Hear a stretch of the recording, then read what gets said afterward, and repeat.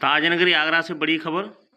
आगरा में निषाद राज जयंती एवं महर्षि कश्यप जयंती में सम्मिलित हुए उत्तर प्रदेश सरकार के उप मुख्यमंत्री Keshav Prasad Maurya. Bureau report, Agra news express digital.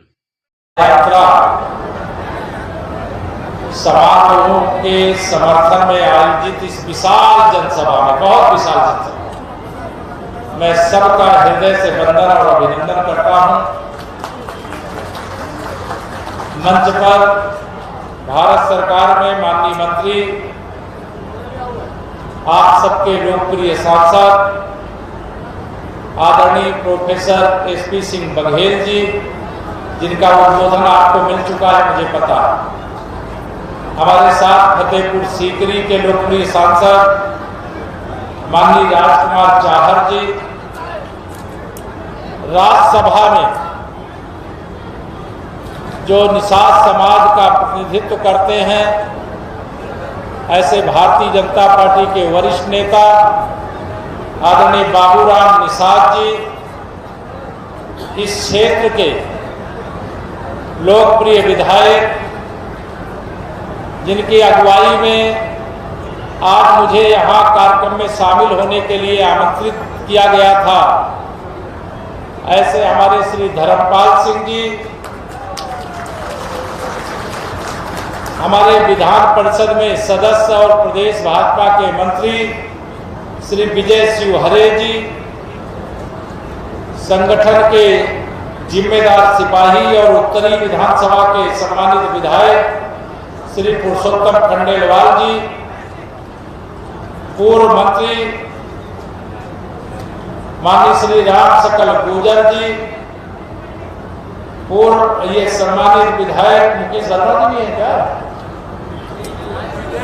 ठीक किए हुए हमारे पूर्व विधायक श्री ओम प्रकाश वर्मा जी, श्री जितेंद्र वर्मा जी, पूर्व प्रत्याशी श्री नितिन वर्मा जी, जिला पंचायत सदस्य सूबेदार वर्मा जी, और जिसने अंतरराष्ट्रीय स्तर पर अपनी प्रतिभा का लोहा मनवाने का काम किया, प्रयागराज की बेटी, निषाद समाज की बेटी खुशबू निषाद, परिचय हुआ ना आप लोगों का? बहुत बहादुर बेटी है। अभी तो शुरुआत किया है, आगे ये बहुत सारे मेडल जीत करके देश के लिए लाने वाली है। हमारे भारतीय जनता पार्टी महानगर भाजपा के अध्यक्ष श्री राजकुमार गुप्ता जी, जिला के अध्यक्ष भाजपा के श्री प्रसाद पूनिया जी, हमारे कमेटी के अध्यक्ष श्री नाथूराम वर्मा जी, और कार्यक्रम के संयोजक श्री राम खिलाड़ी वर्मा जी, कार्यक्रम की संयुक्त कार्यक्रम की अध्यक्षता कर रहे माननीय राजपति सिंह प्रधान जी, हमारे कार्यक्रम के संयुक्त अध्यक्षता माननीय सुंदर सिंह निषाद जी, बहुत नाम है भाई, और तमाम सारे यहाँ मंच पर पार्टी के पदाधिकारी, जनप्रतिनिधि, और सामने भी बड़ी संख्या में, मैं जानता हूं कि आप सब कमल खिलाने वाले हो, इसीलिए कमल खिला हुआ है। इसलिए आप सबको भी, जो भाजपा का पदाधिकारी है, जो नहीं है वो समर्थक, शुभचिंतक, इसलिए आप सबको मैं सादर एक बार फिर से अभिवादन और प्रणाम करता हूं। मेरे पत्रकार साथी, हमारी मातृशक्ति, आप सब बहुत देर से यहाँ बैठे, मुझे आने में थोड़ा देर हो गई। यद्यपि पहले मेरा कार्यक्रम केवल आज यहाँ पर निषाद राज जी की जयंती में, भगवान महर्षि कश्यप जी की जयंती समारोह में, इसी में आने का था, लेकिन जब आगरा आया तो यहाँ के संगठन के पदाधिकारियों ने कुछ और कार्यक्रम तय किए। उन कार्यक्रमों को करते हुए आपके बीच में आने में थोड़ी देर हुई, इसके लिए क्षमा भी चाहूँगा। लेकिन आपको एक जरूरी बात बताऊंगा, जब आप निषाद राज जी की जयंती समारोह को यहाँ पर संपन्न कर रहे हैं, अभी धर्मपाल जी ने कहा सरकार ने निषाद राज गुरु जी की यहाँ पर दिव्य और भव्य प्रतिमा लगाने की सहमति, अनुमति, स्वीकृति देने का काम किया है। मैं इसकी तो आपको बधाई देता हूं। लेकिन आप में से ऐसे कितने लोग हैं जो प्रयागराज की धरती है, निषाद राज्य की धरती है, वहां कभी गए कोई? यहां सामने बैठे हुए लोग, अच्छा काफी लोग गए, वाह, अभिनंदन। मंच वाले भाई ताली बजाओ, लोग हो करके आए सब लोग। आपको एक बड़ी अच्छी बात बता रहा हूं, 2014 का लोकसभा चुनाव था। मैं उस समय सिराथू जनपद कौशाम्बी से विधायक था। विधायक रहते हुए हमारे राष्ट्रीय नेतृत्व ने फूलपुर लोकसभा क्षेत्र से मुझे प्रत्याशी बनाया भारतीय जनता पार्टी का, और उसी फूलपुर लोकसभा क्षेत्र में श्रृंगेरपुर धाम है। और जब मैं प्रत्याशी बना था, मैं तो विश्व हिंदू परिषद का लंबे समय तक संगठन मंत्री रहा हूं। उस स्थान से मेरा बहुत रिश्ता नाता है, बहुत कष्ट होता था। त्रेता युग में जो भगवान श्री राम के मित्र थे, और श्रृंगेरपुर घाट जहां भगवान श्री राम और निषाद राज्य का मिलन हुआ, गले लगाया, उनकी गले लगी हुई प्रतिमा नहीं थी। 2014 में सांसद बनने के बाद मैंने संकल्प लिया था कि मैं श्रृंगेरपुर में भगवान श्री राम और भगवान निषाद राज्य की गले मिलती हुई प्रतिमा लगवाऊंगा, और श्रृंगेरपुर घाट भी बनवाऊंगा, और श्रृंगेरपुर घाट का विकास भी करूंगा। तो मुझे ये बताते हुए हर्ष है कि आप सबको मालूम है, वहां 200 करोड़ की लागत से निषाद राज्य और भगवान श्री राम जी की गले मिली हुई प्रतिमा का दर्शन किया कि नहीं किया आपने? वह सौभाग्य मुझे भगवान ने दे दिया, दोनों भगवान ने। मैं भगवान श्री राम को भी भगवान मानता हूं, निषाद राज्य को भी भगवान मानता हूं, और सबके उत्पत्ति के कारक महर्षि भगवान कश्यप जी को तो भगवानों के भगवान है, और मेरा गोत्र भी कश्यप है। तो आप सबको ये बता रहा हूं कि मैं वह निषाद राज्य के उस स्थान को जहां से वो अपने शासन का संचालन करते थे, कितनी निस्वार्थ मित्रता रखते थे। मैं विश्व हिंदू परिषद का संगठन मंत्री था, और संगठन मंत्री के नाते प्रयागराज की मेरी जिम्मेदारी थी। श्री राम जन्मभूमि का आंदोलन चल रहा था। मैं किसी की बताई हुई बात आपको नहीं बता रहा। देश भर से राम भक्त कार सेवक आ रहे थे। समाजवादी पार्टी की यूपी में सरकार थी। उन्होंने कहा अयोध्या में परिंदा भी पर नहीं मार पाएगा। मैं अभिनंदन करता हूं निषाद राज के वंशजों को कि उन्होंने नाव से बैठा बैठा करके राम भक्त कार सेवकों को, चाहे गंगा पार करना पड़ा हो, चाहे यमुना पार करना पड़ा हो, चाहे गोमती नदी पार करना पड़ा हो, और चाहे सरयू मैया को पार करना पड़ा हो, अयोध्या पहुंचाने का पवित्र कार्य किया। इसके कारण 500 साल के बाद निषाद राज्य के मित्र का मंदिर तोड़ दिया बाबर ने, उसके सेनापति ने, और वहां पर एक ढांचा खड़ा कर दिया। क्या इससे निषाद राज्य खुश रहे होंगे क्या? अगर रामलला का मंदिर नहीं बना था और निषाद राज्य उन्हें भगवान मानते थे और भगवान उन्हें अपना मित्र मानते थे, और आप सबने राम जन्मभूमि आंदोलन में जितना बड़ा योगदान किया है, मैं उसकी प्रशंसा करूंगा तो शायद लगेगा कि मैं आपकी प्रशंसा करने के लिए मेरे पास शब्द नहीं है। लेकिन अगर आज श्री रामलला के जन्म स्थान पर भव्य मंदिर का निर्माण हुआ है, तो उसमें महत्वपूर्ण योगदान निषाद राज के वंशजों का है, राम भक्तों का है। 500 साल की गुलामी की निशानी भी मिट गई, रामलला का भव्य मंदिर भी बन गया। अब तो बाकी है, आजकल बहुत सी अखिलेश यादव जी उछल कूद करते रहते ना। 2027 फर्जी पीडीए उनका सुनते रहते हो कि नहीं सुनते हो? जरा जोर से बताओ, सुनते हो कि नहीं सुनते हो? फर्जी पीडीए। मैंने एक दिन अभी मैंने देखा सैफई में भगवान श्री राम लला के जन्म स्थान पर जो मूर्ति लगी है, लगभग वैसी ही मूर्ति उन्होंने कहा हमने सैफई में मंदिर बनवा दिया, और उनकी मूर्ति लगवा करके ट्वीट कर दिया। मैंने कहा श्री अखिलेश यादव जी, समाजवादी पार्टी के हाथ राम भक्तों के खून से रंगे हुए, राम भक्तों के खून से रंगे हुए। आप ये मत समझना कि रामलला की मूर्ति लगा देने से राम भक्त और राष्ट्र भक्त आपको माफ कर देंगे। अगर आप सच्चे राम भक्त हो तो अभी मथुरा में भगवान श्री कृष्ण की जन्मभूमि पर ईदगाह बनी है, जिसका मामला न्यायालय में विचाराधीन है। अगर हिम्मत है, मुस्लिम वोटों का तुम्हें डर नहीं लगता है, तो चलो श्री कृष्ण जन्मभूमि के आंदोलन के लिए आगे बढ़ो। ये नौटंकी मत करो। लोग इतने अब नासमझ नहीं है।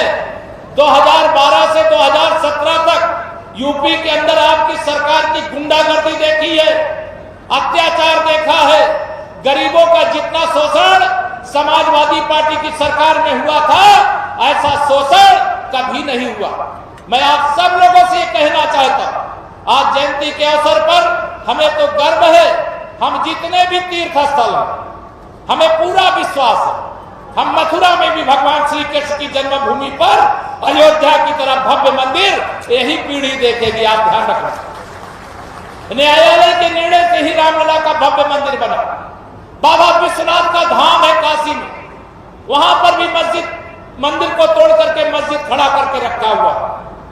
वहां पर आप सब जानते हो, लोक माता अहिल्याबाई होलकर वह इंदौर से चल करके आई और मस्जिद के बगल में भोले बाबा विश्वनाथ का मंदिर बनाए। अन्यथा शिव भक्त काशी जाते, लेकिन बाबा विश्वनाथ के दर्शन नहीं पाते, उनको ज्ञानव्यापी मस्जिद का दर्शन करके लौटना पड़ता।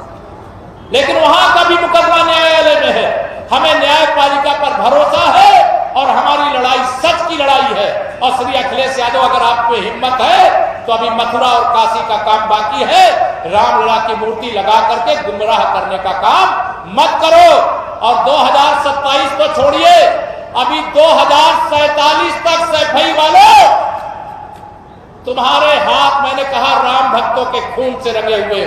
2047 तक यूपी की सत्ता में समाजवादी पार्टी की वापसी नहीं होने पाएगी। बताओ होने पाएगी क्या? दोनों हाथ ला बताओ, होने पाएगी क्या? समाजवादी पार्टी गुंडागर्दी करने वाली पार्टी, जमीन कब्जा करने वाली पार्टी है। सपा के समय नारा था, क्या नारा था? सपाइयों का नारा, खाली प्लाट हमारा। रहता था कि नहीं रहता था? और जिस गाड़ी में सपा का झंडा, उस गाड़ी में बैठा गुंडा। ये सपा की सरकार में था कि नहीं था? आज कोई गुंडाई कर सकता है क्या? आज माननीय प्रधानमंत्री श्री नरेंद्र मोदी जी के नेतृत्व में हम सब गरीब समाज के लोगों में से आते हैं। गरीबों के जीवन को खुशहाल कर दिया। जिसके पास पक्का घर नहीं था, उसे प्रधानमंत्री आवास दिया कि नहीं दिया? प्रधानमंत्री आवास दिया। जो हमारा अन्नदाता किसान पता नहीं कब से लेकर के कब तक कितना मेहनत करके लोगों का पेट भरता था, लेकिन उसको सम्मान निधि देने का काम अगर किसी ने किया तो माननीय प्रधानमंत्री श्री नरेंद्र मोदी जी ने किया। और हर किसान जिनके पास खेती है, उनको 2-2 हजार की किस्त जाती है कि नहीं जाती है? जिन गरीबों के घर में बिजली नहीं थी, आजादी के बाद नहीं थी, उन गरीबों के घर में बिजली पहुंचाने का काम प्रधानमंत्री श्री नरेंद्र मोदी जी ने किया। जिनके घर में गैस का सिलेंडर नहीं था, चूल्हा नहीं था, वहां गैस का सिलेंडर और चूल्हा पहुंचाने का काम किया। शौचालय बनवाने का काम किया। बीमारों के इलाज के लिए आयुष्मान भारत कार्ड बनाने का काम किया। अनेक काम है। जो किसान है जिन्होंने अपना नलकूप लगाया होगा, उनको फ्री में बिजली भी देने का काम किया जा रहा है। जो गरीब आदमी है, पहले सपा की सरकार में 300 रुपया महीना पेंशन पाते थे। आपने कमल का बटन दबाया, लाखों वृद्धों को, बुजुर्गों को आपने कमल का बटन नहीं दबाया। कमल का बटन दबा करके 300 रुपया महीना पेंशन पाने वाले बुजुर्गों को 1500 रुपया महीना पेंशन दिलाने की आपने गारंटी दिया। वो शुरू हो गई मेरे सभी यहाँ उपस्थित साथियों। चाहे हमारे बुजुर्ग हो, चाहे हमारे दिव्यांग हो, चाहे हमारी निराश्रित विधवा माताएं बहनें हो, उनको यह पेंशन शुरू कर दिया गया। और सरकार के खजाने में गरीबों के लिए पैसे की कोई कमी नहीं है। जो भ्रष्टाचार करते थे, गरीब कल्याण के नाम पर योजना बनाते थे, लूट करके केवल अपनी तिजोरी भरते थे, उनका नारा रहता था 100 रुपया में से 85 रुपया हमारा है। 85 रुपया वो खा जाते थे 100 रुपए में, 15 रुपया आपके लिए भेजते थे। जो 85 रुपया खा करके मोटे हो गए थे, आपने कमल का बटन दबा करके उन्हें इतना पतला कर दिया है कि अभी 2047 तक उनको सत्ता का स्वाद चखने का मौका नहीं मिलने वाला। मेरे साथियों, मैं आप सबसे यहाँ पर आज यहाँ महत्वपूर्ण दिन है। इस महत्वपूर्ण दिन में यही कहना चाहता हूं, देश के प्रधानमंत्री माननीय श्री नरेंद्र मोदी जी ने लक्ष्य रखा है कि 2047 तक, अब 2047 और 2026 के बीच में कितना अंतर है, केवल 21 साल बाकी है। 21 साल के अंदर हम विकसित भारत और विकसित उत्तर प्रदेश बनाएंगे। अब विकसित भारत विकसित उत्तर प्रदेश में अर्थात गरीब को अमीर बनाएंगे, गरीब के बच्चे को भी उच्च से उच्च शिक्षा दिलाने का काम करेंगे। खुशबू जैसी बेटियां खेल के मैदान में मैं जानता हूं अनेक क्षमतावान निषाद समाज के अंदर भी है, गरीबों के परिवारों के अंदर भी है, लेकिन उनको अवसर नहीं मिलता। वो अवसर दिलाने का काम करेंगे। आप सभी से यहां पर मैं कहना चाहता हूं, 2047 से मोदी जी को तीसरी बार प्रधानमंत्री बनने से रोकने के लिए कांग्रेस और समाजवादी पार्टी ने गठबंधन किया। आप तब भ्रमित नहीं हुए थे जब सपा बसपा का गठबंधन हुआ, तब भी आपने हमें 64 लोकसभा सांसद उत्तर प्रदेश से दिए। लेकिन आपको तो धन्यवाद करूंगा, क्योंकि आगरा वालों ने, फतेहपुर सीकरी वालों ने कमल का बटन दबा दिया, तीसरी बार मोदी जी को पीएम बना दिया। इसलिए आपको मैं सबको धन्यवाद देता हूं। लेकिन बहुत सारी सीटें ये सपा कांग्रेस के लोग गुमराह किए कि भाजपा 400 सीट जीत जाएगी तो संविधान खत्म कर देगी, आरक्षण खत्म कर देगी। भारतीय जनता पार्टी भारत रत्न बाबा साहब डॉक्टर भीमराव अंबेडकर की पुजारी है। हम संविधान की पूजा करते, शीश झुकाते हैं। जो संविधान के हत्यारे हैं, जिन्होंने बाबा साहब का अपमान करते हुए कन्नौज मेडिकल कॉलेज का नाम बदल करके बाबा साहब के नाम पट्टिका को हटाने का काम श्री अखिलेश यादव आपने किया, आपकी सरकार ने किया। और आप हम पर आरोप लगाते हो। आपके मोहम्मद आजम खां गाजियाबाद में हज हाउस का उद्घाटन करते हुए हमारे पूज्य हैं। अगर भगवान श्री राम हमारे भगवान है, भगवान श्री कृष्ण हमारे भगवान है, भगवान शिव हमारे भगवान है, तो बाबा साहब डॉक्टर भीमराव अंबेडकर भी ये स्वतंत्र भारत के गरीबों के भगवान हैं, संविधान के पुजारियों के भगवान। और आपने उनका अनादर किया। आज के चच्चा मोहम्मद आजम खान ने बाबा साहब उंगली ऐसे उठा करके, उनके जो मूर्तियां लगती हैं आप सब देखते हो, उंगली लगी रहती है। और मोहम्मद आजम खान, श्री अखिलेश यादव उसी मंच पर बैठे थे। बाबा साहब को भूमाफिया कहने का पाप किया और श्री अखिलेश यादव मुस्लिम वोटों के लालच में आपकी हैसियत नहीं हुई। हे मोहम्मद आजम खान को, बाबा साहब को आप भूमाफिया नहीं कह सकते। आपकी सरकार थी, आपकी सरकार के समय बाबा साहब के नाम का बना हुआ मेडिकल कॉलेज बदला गया, लेकिन आप नहीं रोके। यह सब गुमराह करके 2024 के लोकसभा में भाजपा को हराने के लिए साजिश रचे, लेकिन उनकी साजिश सफल नहीं हो पाई। 56 इंच के सीने वाला आप सबके आशीर्वाद से आज भी देश का नेतृत्व कर रहा है। मैं आप सबसे यही कहता हूं, मैं जहां भी जाता हूं, और मेरी बात को भरोसा रखना, विश्वास करो तुम मोदी पर। यह नवयुग का निर्माता है। ऐसा नेता इस धरती पर एक बार ही आता, एक बार ही आता, जिसका भाव ये तेरा वैभव अमर रहेगा, हम दिन चार रहे न रहे। जो तन समर्पित, मन समर्पित और यह जीवन समर्पित, दिन रात देशवासियों की सेवा के सिवा मोदी जी और कुछ करते हैं क्या? सबसे अधिक समय तक मुख्यमंत्री और प्रधानमंत्री रहने के बाद जिसने एक दिन भी अवकाश नहीं लिया, उसका नाम प्रधानमंत्री श्री नरेंद्र मोदी। आप सब आशीर्वाद दीजिएगा, आप भरोसा रखिए। अगर मोदी जी देश के प्रधानमंत्री नहीं बनते ना, तो भगवान राम और निषाद राज जी की गले लगती हुई प्रतिमा श्रृंगेरपुर धाम में नहीं लग सकती थी। रामलला का भव्य मंदिर नहीं बन सकता था। जम्मू कश्मीर से 370 नहीं हट सकती थी। बाबा विश्वनाथ का धाम नहीं बन सकता था। प्रयागराज का दिव्य और भव्य कुंभ नहीं हो सकता था। अनेक ऐसे काम है, मैं जिसका भाषण करना बहुत नहीं चाहता, बस इतना ही कहना चाहता हूं, जब आप एक कमल का बटन दबाते हो ना, तो देश में जो एक एक गरीब के जीवन को खुशहाल करने की ताकत माननीय प्रधानमंत्री श्री नरेंद्र मोदी जी के हाथों को सौंपने का काम करते हैं। 2027 का विधानसभा चुनाव आने वाला, वो लोग 100 में 85 कहते थे कि 1 रुपया में से 85 पैसा उनका होता था। मैं 85 की बात नहीं करता हूं, मैं केवल एक ही बात करता हूं कि 100 में से 60 वोट हमारा है, 100 में से 60 वोट हमारा, 100 में 60 हमारा है, 40 में बंटवारा है और बंटवारे में भी हमारा है, क्योंकि हमने सबका साथ सबका विकास किया है, कोई भेदभाव नहीं किया।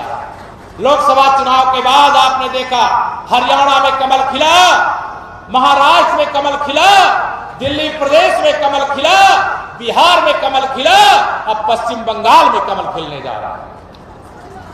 इसलिए बाकी सब कुछ जाओ भूल, प्रणाम करो भगवान निषाद राज जी को, भगवान महर्षि कश्यप जी को, भगवान श्री राम जी को, और याद रखो नरेंद्र मोदी और कमल का फूल। यही निवेदन करके दूंगा अपनी वाणी को विराम। दोनों हाथ उठा करके बोलिए जय श्री राम, जय निषाद राज जी, जय भगवान महर्षि कश्यप जी की जय हो। आप सब कार्यकर्ताओं की